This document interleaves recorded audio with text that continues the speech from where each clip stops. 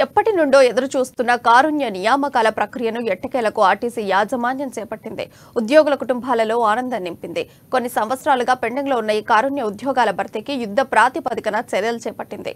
Adilabad region పరిధిలో మొత్తం 82 ఉద్యోగాల భర్తీ ప్రక్రియను ఇవాళ ప్రారంభించారు సంబంధిత శాఖ అధికారులు.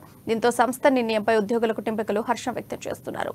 ఆదిలాబాద్ రీజియన్ పరిధిలో మొత్తం 6 డిపోలుండగా ప్రయాణికులకు ఆర్టీసీ బస్సు సర్వీసుల ద్వారా సేవలు అందిస్తున్నారు. అయితే సర్వీసులో ఉండి మృతి చెందిన కార్మికులు అనారోగ్యంతో మెడికల్ అన్ఫిట్ తో ఉద్యోగాల నుంచి తొలగించిన వారి కుటుంబాల్లో అర్హులైన ఒకరికి కారుణ్య నియామకం కింద ఉద్యోగం కల్పించేందుకు సిద్ధమయ్యారు. ఈ మేరకు సంస్థ నుంచి ఉత్తర్వులు వెలువడడంతో అధికారులు ఉద్యోగుల భర్తీకి ప్రక్రియను శుక్రవారం ప్రారంభించారు. రీజనల్ మేనేజర్ కార్యాలయం ఆవరణలో ధృవీకరణ పత్రాల పరిశీలన చేపట్టారు.